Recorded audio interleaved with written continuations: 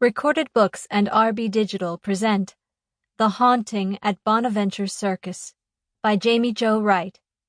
Narrated by Leah Horowitz.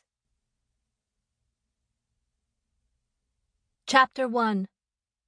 Pippa Ripley. Bluff River, Wisconsin, August 1928.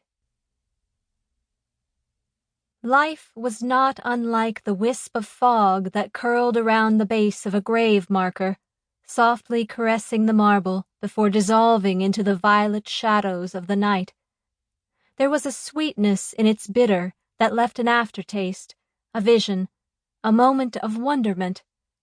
Too often it floated away before one could grasp it, retrieve it, hold on to it, savor it, and then bid it farewell with a tear and a reminiscent smile.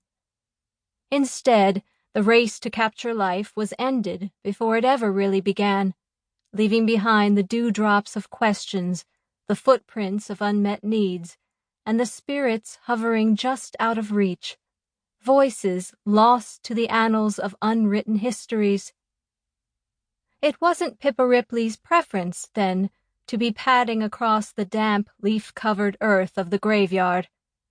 Her deformed leg created a lesser footprint impression in the ground as she bore much of her weight on her good leg. She would never have come had it been night or even dusk.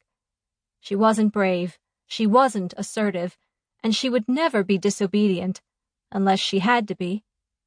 This was a had-to-be moment. In the early dawn, whose warmth began to seep through the chilled autumn air as the sun tipped the trees and made their colorful branches glow, Pippa questioned whether any other young women her age still sought to be obedient. Women had, after all, won the vote 8 years before and, on occasion, could even be spotted wearing men's trousers. Short hair bobbed and curled close to their faces, strands of pearls, dresses that dared to show the knees when these girls spun in a scandalous foxtrot. They even imbibed alcohol. Secretly, of course, because prohibition was very strongly enforced in Bluff River. Still, Pippa knew the rumors, the places where the carefree gathered, quietly whispered meet-ups. She'd heard the whispers. They swirled around her the entirety of her growing-up years. Maybe Pippa was just old-fashioned enough, traditional, or perhaps it was fear that latched her to her father and created an ingrained sense of respect for his authority. Regardless of its cause, it was why Pippa's stomach nodded with guilt as her brown pumps sank into the earth that stretched in straight, unending lines between the rows of graves. She wasn't supposed to be here. She wasn't supposed to be curious or ask questions. She wasn't supposed to leave the manor unless her father knew her whereabouts or her mother had stamped her approval on the outing. She was an only child, alone.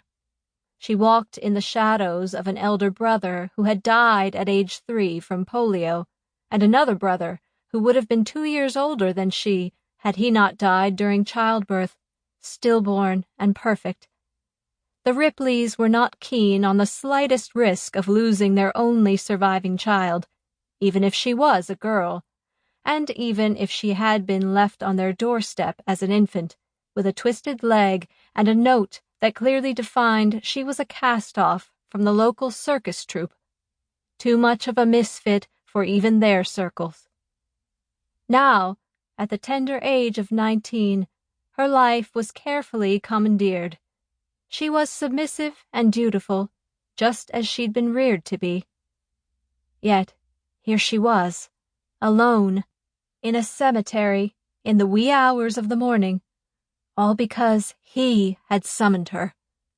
He had always been there, it seemed, along with the other questions that lingered in the shadows, forever following her. Pippa had sensed him as a child, though she hadn't been able to define the feeling of being watched, guarded, looked over. In past years, Pippa had seen him only a few times. Just a form, a silhouette, really. But Sample complete. Ready to continue?